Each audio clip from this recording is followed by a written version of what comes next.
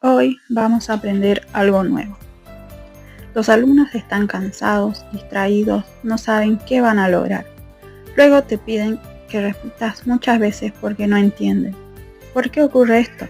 Robert Garnet dice que aprender no es solo escuchar o leer, es un proceso en fases, con condiciones internas y externas, que hacen posible que lo aprendido se retenga y se use. Hoy vamos a conocer su teoría para descubrir cómo enseñar de manera más efectiva y qué pasos seguir para que el aprendizaje ocurra de verdad.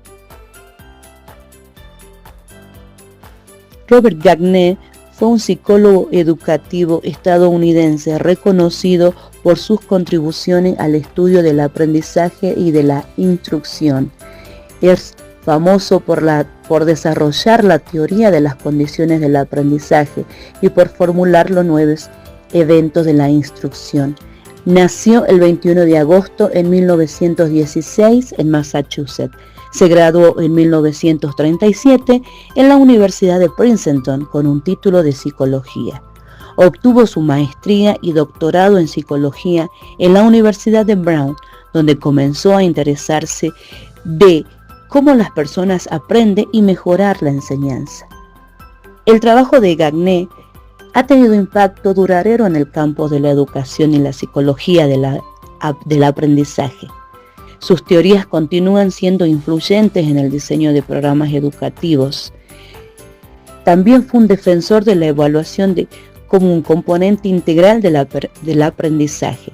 Argumentó que la evaluación no debe ser solo para medir lo aprendido, sino como una herramienta para mejorar el proceso de enseñanza. A lo largo de su carrera, Garnet trabajó en diversas instituciones académicas. También fue parte del ejército de los Estados Unidos en la Segunda Guerra Mundial, donde se dedicó a la formación y capacitación, lo que lo llevó a investigar de cómo se podía mejorar el rendimiento en los soldados a través de sus métodos de aprendizaje.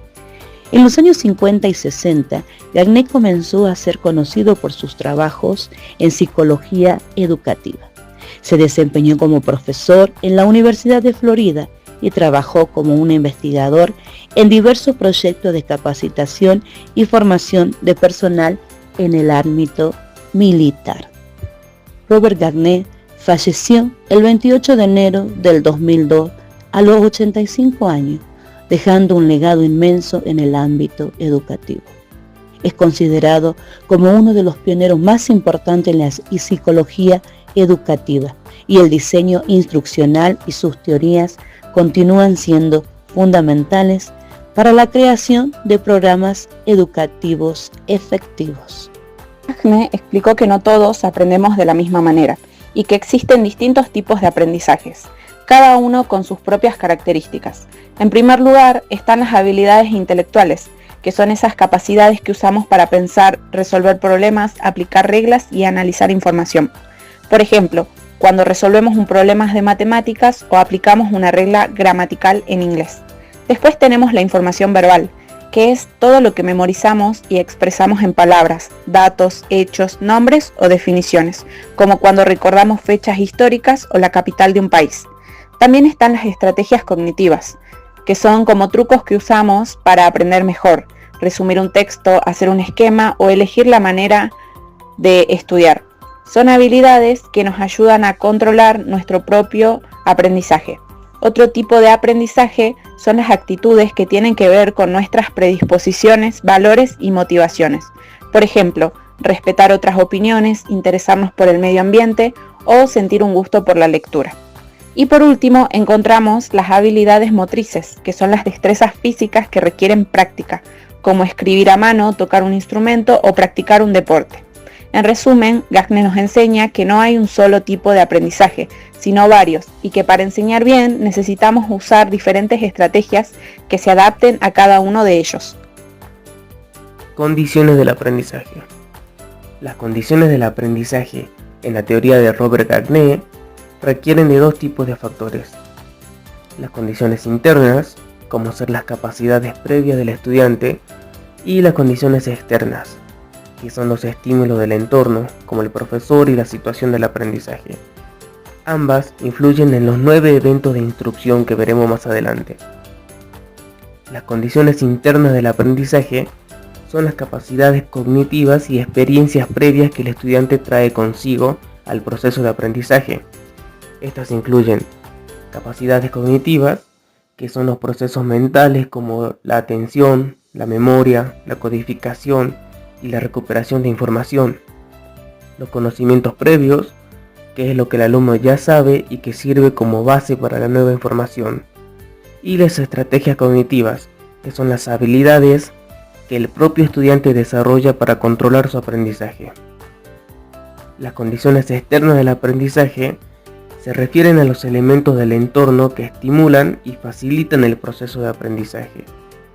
Estas incluyen el contenido, que es la nueva información que se presenta al estudiante, el profesor o instructor, que serían las estrategias de enseñanza y la guía que proporcionan, el entorno de aprendizaje, que sería la situación de aprendizaje en sí misma y cómo está organizada, y por último la tecnología, que vendrían a ser las herramientas y recursos tecnológicos que se utilizan en la instrucción. Gagne describe el aprendizaje como una secuencia de procesos internos que ocurren en la mente del estudiante cuando se enfrenta a una situación de enseñanza.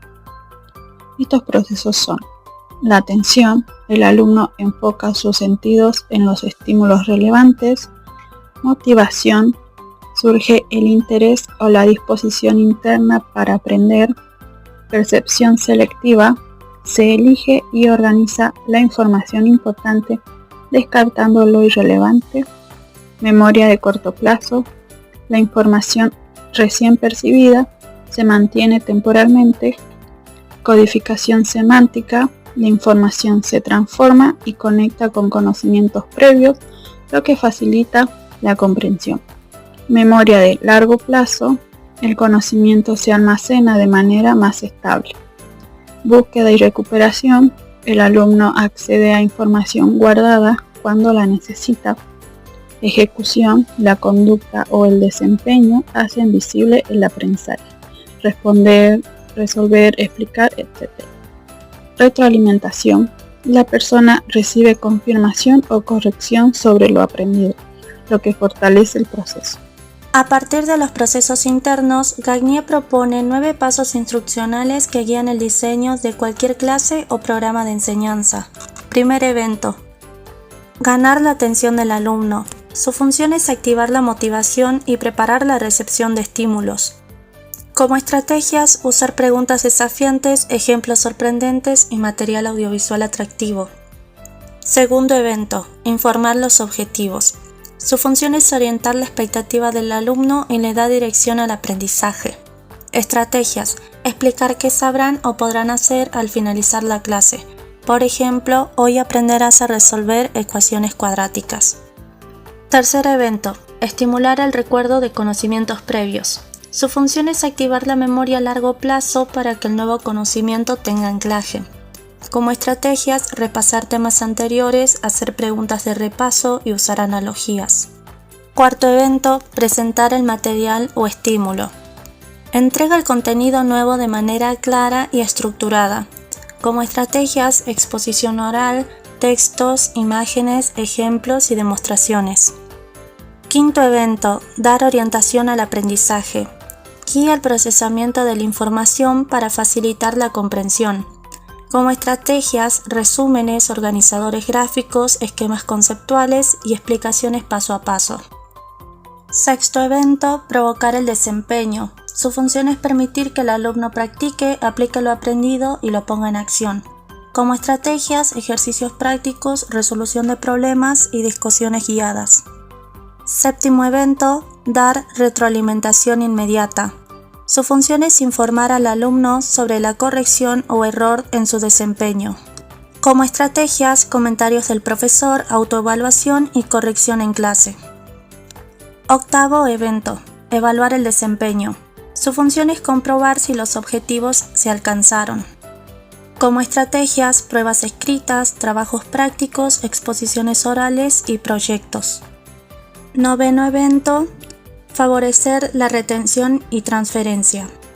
Su función es consolidar lo aprendido y promover que se aplique en contextos nuevos, como estrategias, ejercicios de generalización, comparación con casos reales y aplicaciones interdisciplinarias.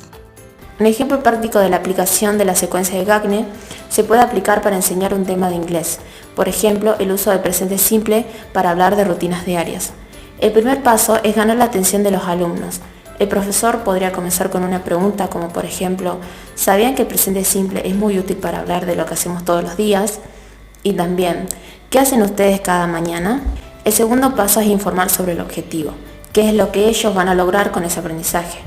Por ejemplo, al final de la clase, ustedes podrán formar oraciones en presente simple para describir su rutina diaria en inglés. El tercer paso es estimular el recuerdo de aprendizajes previos. Por ejemplo, repasando los pronombres personales, los verbos básicos que ya conocen. Y el siguiente paso es presentar el estímulo con ejemplos, como I wake up at 7 a.m. Y guiar el aprendizaje explicando las reglas gramaticales, como por ejemplo, para la tercera persona en singular se añade S o ES.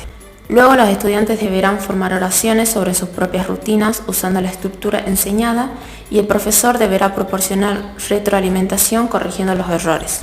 En el último paso, los estudiantes deberán describir su rutina diaria en inglés, oralmente o por escrito, usando el presente simple. La teoría del aprendizaje de Gagne presenta varias ventajas importantes. En primer lugar, el alumno es un participante activo. Esto permite trabajar procesos como la atención, motivación y conocimientos previos para mejorar el aprendizaje. Se ajusta a las capacidades cognitivas del alumno, facilitando un aprendizaje más efectivo, poniendo énfasis en que el estudiante entienda y estructure el conocimiento, no solo lo memorice mecánicamente. Además, la teoría proporciona una guía clara para diseñar y organizar contenidos, materiales y secuencias de enseñanza, incluyendo el estudio y aplicación de habilidades como razonamiento, metacognición, resolución de problemas y creatividad, que mejoran la capacidad del aprendizaje. Esta teoría también tiene limitaciones. Una de las principales limitaciones es que se centra principalmente en los procesos cognitivos, descuidando otros factores importantes.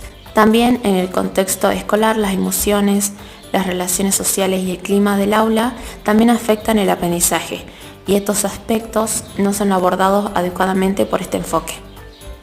Como conclusión final, la propuesta de Gagne constituye un puente fundamental entre la teoría cognitiva y la práctica educativa, pues traduce los procesos internos del aprendizaje en una serie de pasos concretos y organizados para la enseñanza.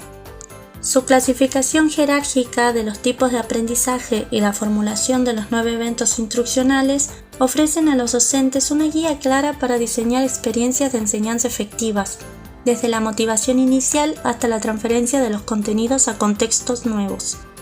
En este sentido, su enfoque no solo aporta orden y coherencia a la planificación didáctica, sino que también facilita que el aprendizaje sea más significativo. No obstante, es necesario reconocer que si bien el modelo de Gagne es altamente estructurado y útil en diversos ámbitos, presenta limitaciones cuando se enfrenta a la complejidad y al dinamismo de las situaciones educativas reales. La linealidad de sus pasos y el menor énfasis en dimensiones sociales y emocionales puede reducir su aplicabilidad si se emplea de manera rígida, transformándolo en una receta mecánica. Es por eso que su mayor valor se encuentra en ser un marco de referencia flexible que debe complementarse con otros enfoques pedagógicos, de modo que el proceso educativo contemple no solo la dimensión cognitiva, sino también la interacción social, la cultura y las emociones como elementos indispensables para un aprendizaje integral.